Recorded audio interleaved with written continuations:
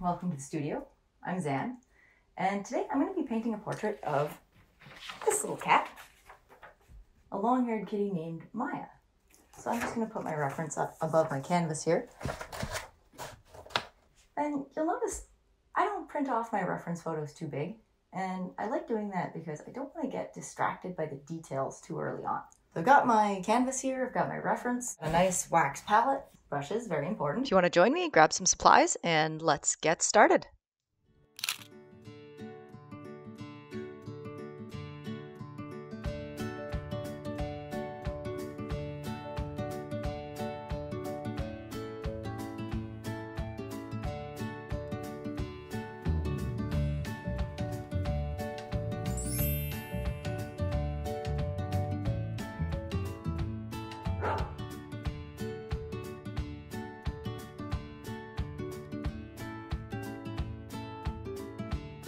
So looking at this blank canvas, I am thinking the same thing that every artist is thinking, and that is, where do I start? Trying to figure out the shape of the cat, hard. A trick that I like to use is looking at the negative space instead. So I'm looking at the area around my cat. There's lots of nice black shapes there that I can paint. But starting with black can be risky, particularly in oil painting, because once you get black pigment into your paints, it has a tendency to muddy the colors a lot. So what I'm going to do to mitigate that is use some medium. I've got a mix of linseed oil and odorless mineral spirits, and that's going to thin it out a little bit, so I'll still be able to get my shapes in around my subject without worrying that it's going to come in and overwhelm what I'm doing on the cat. Let's squeeze out a little bit of my first color, lamp black. And I'm going to start with a nice big brush. I like these flats because they can help me get a nice straight line, thin line in one direction, and yet cover some space in the other.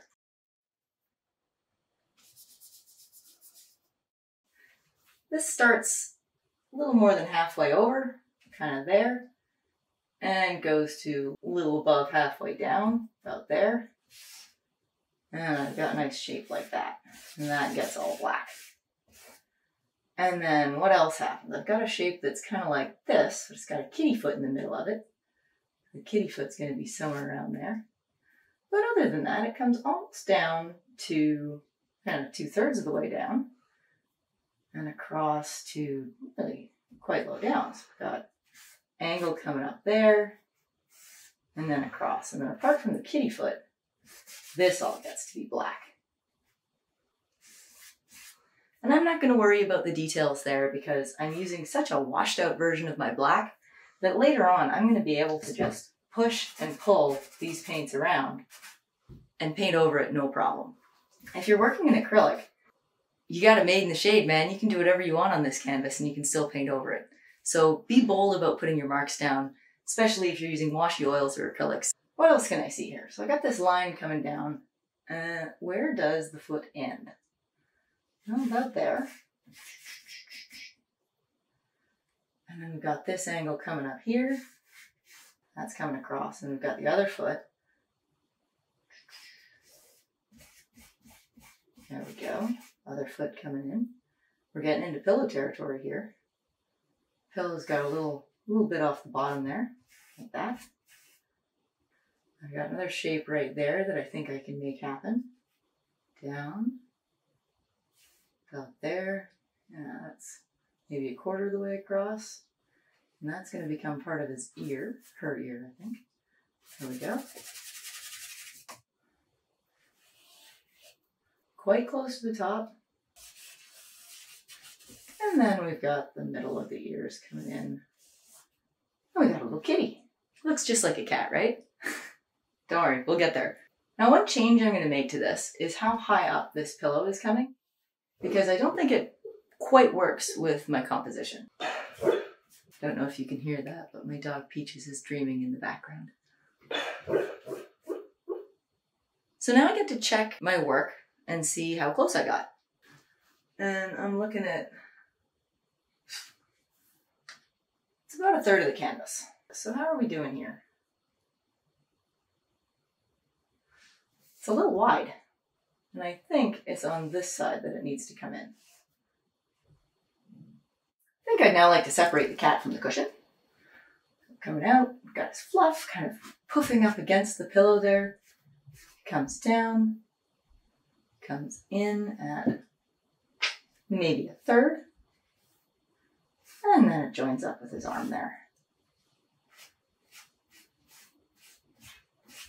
What other big wayfinding parts of the cat can I find and put down to help me figure out where the pieces of this cat go?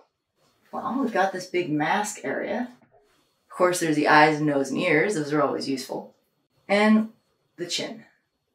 Well, if I go straight for the eyes and nose, I'm going to have problems. Because what I know a cat looks like is going to get in the way of what I'm seeing with my eyes. I don't know why that happens, but it consistently does. And that's why a lot of people, when they start drawing human faces or animal faces, we all make the same mistakes. So to kind of get around that, I'm going to be looking for things that aren't the typical eyes, nose, ears. I'm going to be looking for shapes in the fur and in the shadow. And that's going to help me figure out where the eyes and nose go before I focus too much on something that I know where it's supposed to go and what it's supposed to look like. So I get another little load of washy black here. Let's see. If I were to draw that line in, it would come in from about there, come up on an angle kind of like that. And it would go across maybe here towards the middle of the kitty's face. And then it would continue over, and we've got another one coming up from the other side. See, washy, come up like that. Cool. And about here, we've got a line that comes down. Like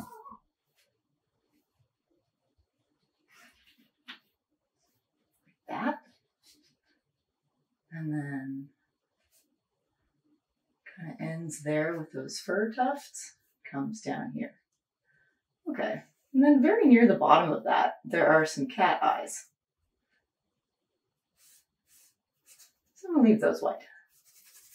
Fill in the rest of this.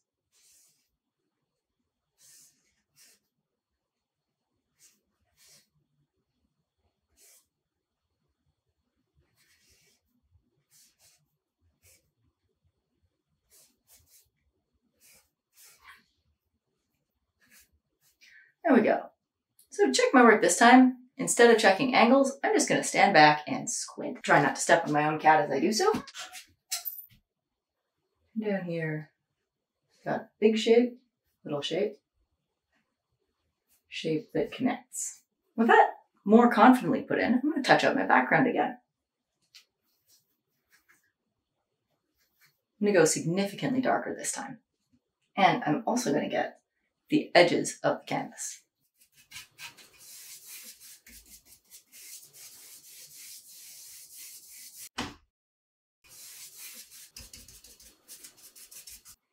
A little bit more of my black here.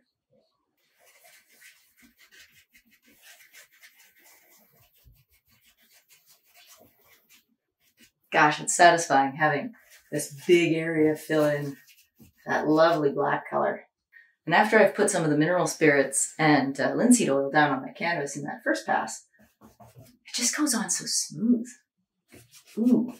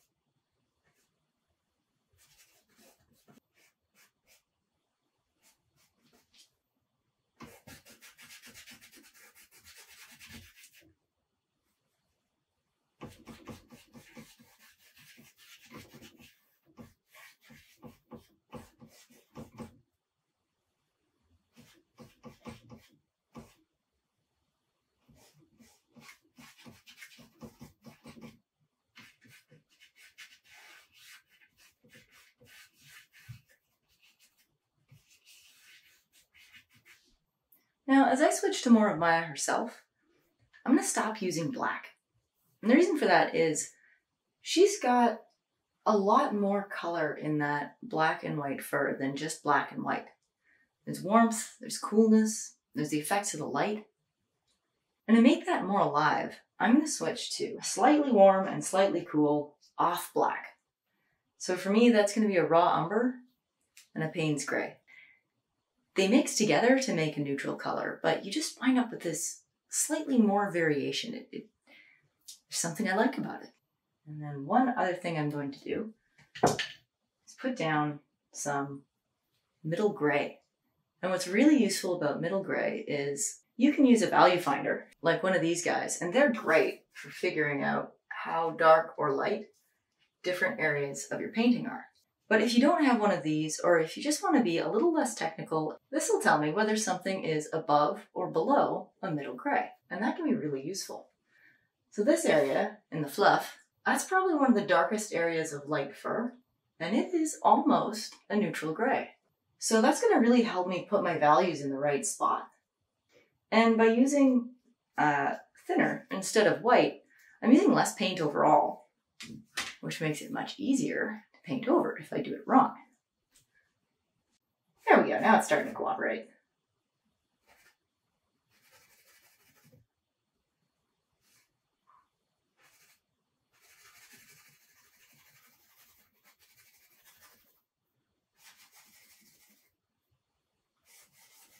Now, because I'm working in oils, and if I go too dark at first, it works well for some reason to lighten it up later. I can lighten that up later, and it'll give me something on which to put the white. So I'm just going to go pretty hog wild here.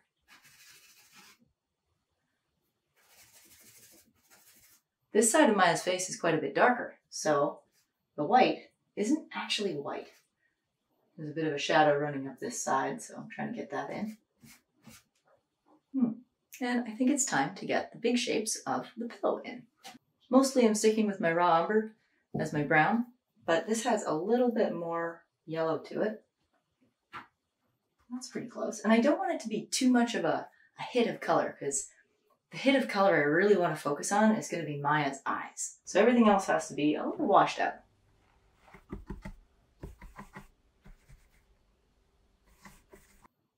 There we go.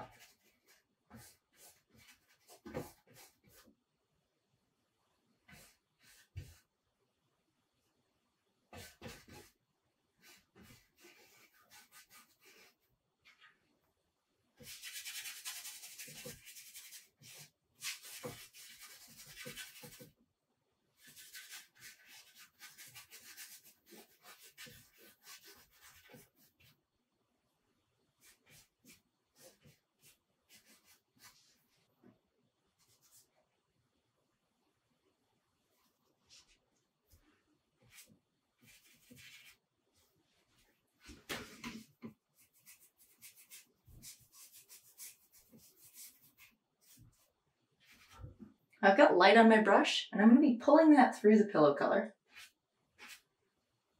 to make these little highlights on the velvet.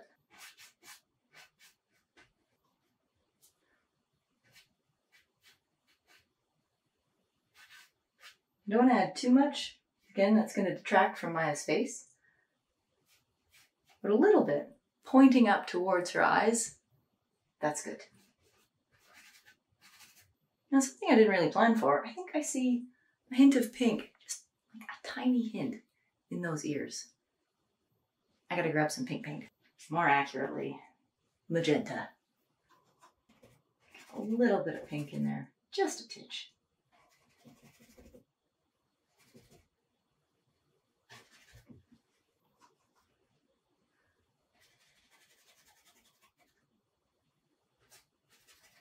Now that I've got this other brush out, I'm using my brush to push pigment out of an area that I want white. That really helps in not getting your colors muddy, because if I just add white, if I want to make it a little darker, I've got all this momentum of color to fight. If I just push it out, it always keeps it light and movable, which is really nice. And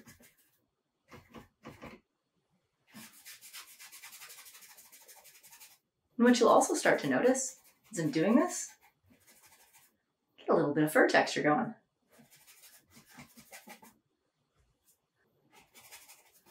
You can drag it into the dark areas. And it just looks so nice. Love doing that. You know what? Sometimes I even get in there with my paper towel. Just straight up erase some. Get out of there.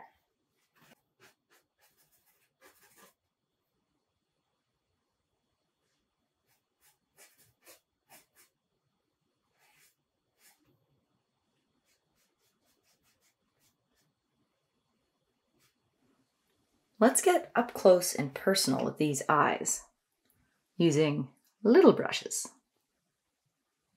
This needs to come over a little more.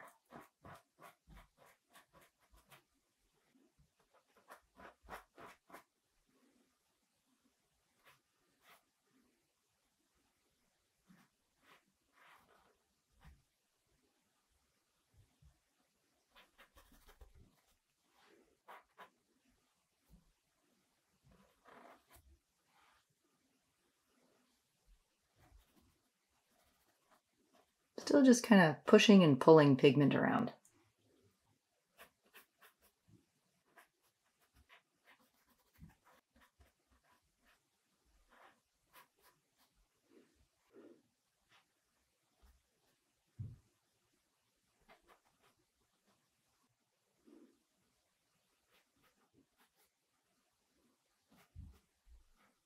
And I'm not going to put pupils in yet.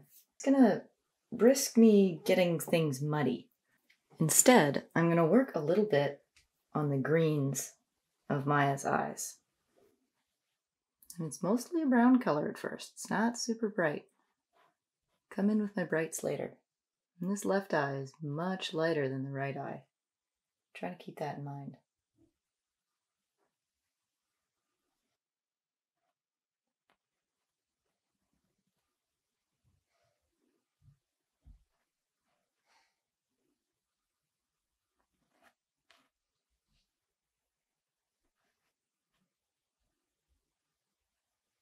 Now there's a bit of pupil there, just a little.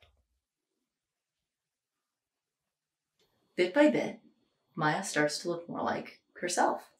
And I think at this point, I'm going to bring in a whole separate brush for my lights. So we welcome my new white brush. Oh, and I'm going right into the white area now. And looking at the light here, I'm seeing that it's actually a bit warmer than what I've got here. So I'm going to bring in a little bit of my raw sienna. A little bit of that. A bit more white.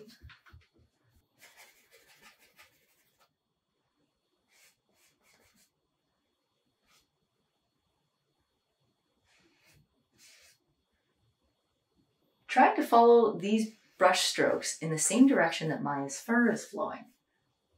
And it waves around and follows her body. And as long as I bring up my value in the same direction as that fur is flowing, it's just going to look so natural. It's going to look really good.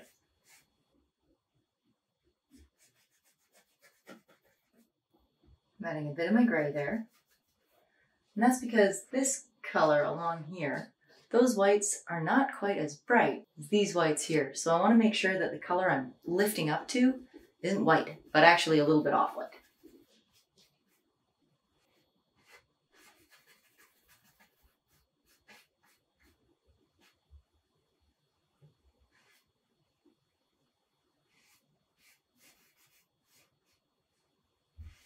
Now it comes into getting these really bright areas. I'm going to use a pretty clean brush and not very much medium because I want my white pigment to really overpower whatever's below it.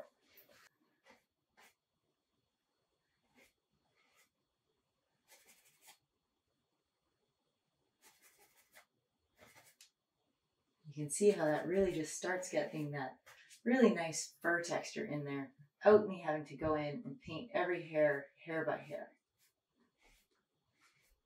Going into some of my neutral grays up here. I'm still using my white brush. I think I can handle cleaning it off after this.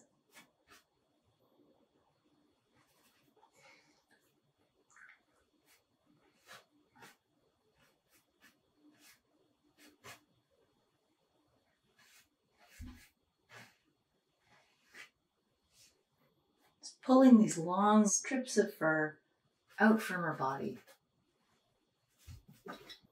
And they're going to get more definite as we go along.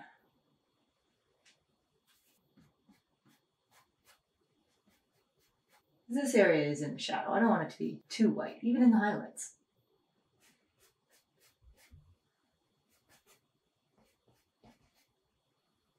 Back to my bigger brush. These little fluffs are coming up here. Right against the pillow.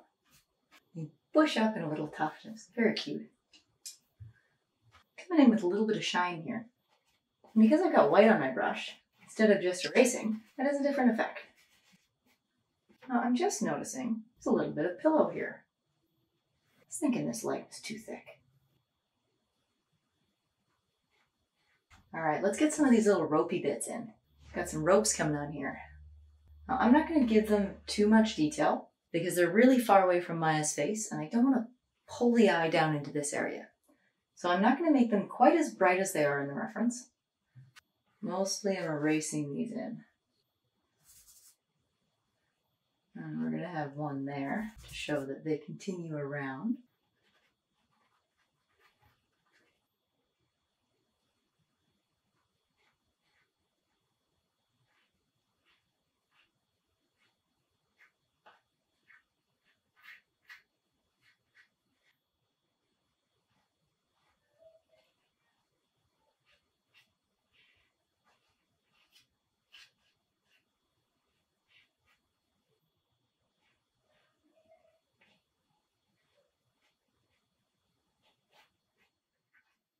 And I'm just erasing the little bits of texture into the rope. I'm not actually painting them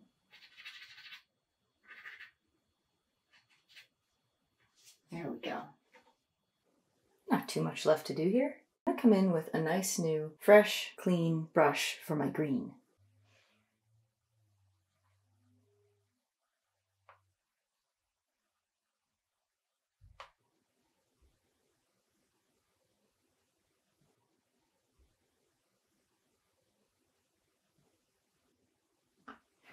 Trying to add that little bit of shadow right by his eye. So I want it to be darker than the white next to it, but a lot lighter than the black.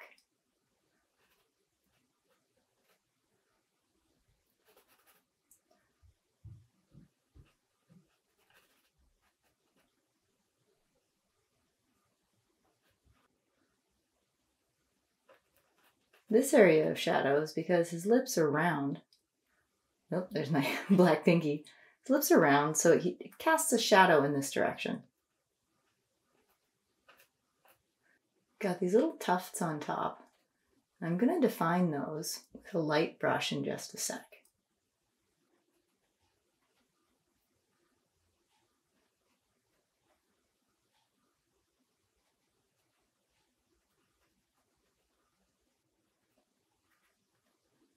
But we're not getting that much reflection because the fur itself is black, so I don't want to make these white. I want to make them gray. Just going in the same direction as Maya's fur.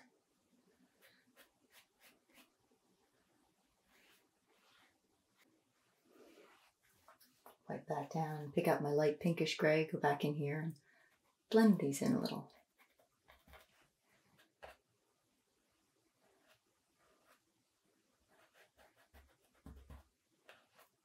And then we're going to get the other one. Get a little bit of white, pull these little ear tufts out. So they start in the middle, they go all the way out, meeting in a point. I'm going to go to another clean brush. This is a very fine bristled brush, so it's got some softness to it, but they're kind of stiff bristles. And that means that I've got a pretty thin edge I can use. And I'm going to be using that on my white fur. You can see my palette is getting a little bit out of space for light. this is the area I'm looking at, and I want to connect all of these brights in a path that the eye can follow from this corner all the way to Maya's eyes.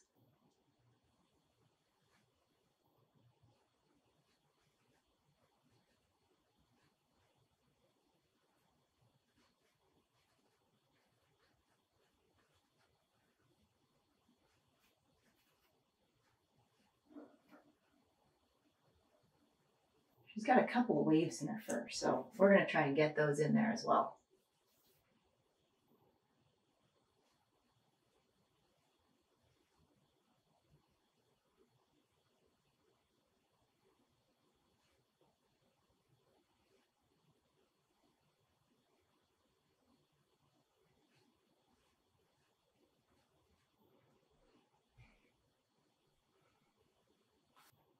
I'm bringing the little tufts on her paws just over and into the black a little bit.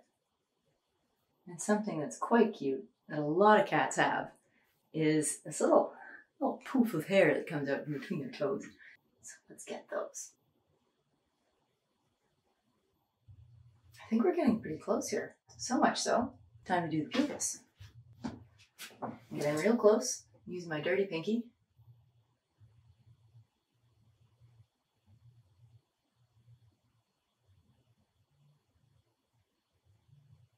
Connect that there.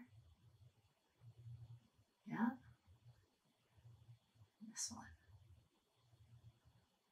A little bit lighter on this side. And then just around the eye itself, there's going to be a couple spots that catch the light. So one right there. Got a little bit of almost an eyebrow, eyelash. Now I'm looking at the painting and seeing if there's any spots that I think are still rough.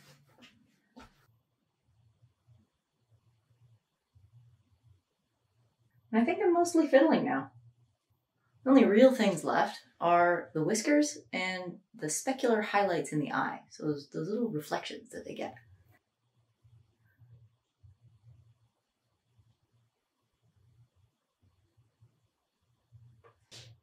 And you know, there's just a hint of reflection here. So I'm gonna put it in also.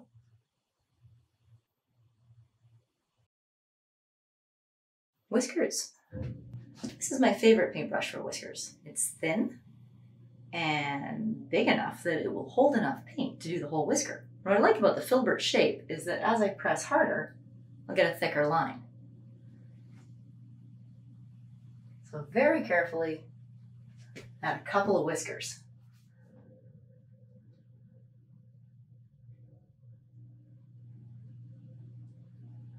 There's a couple up there too.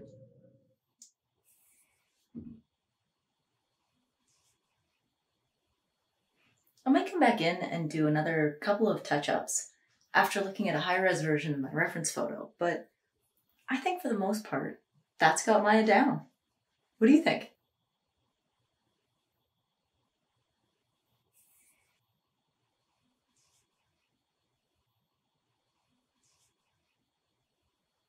Thanks for joining me, and I hope I've inspired you to try painting your own pet at home, or try painting animals in general. It's a lot of fun, definitely a challenge, and a real hairy experience.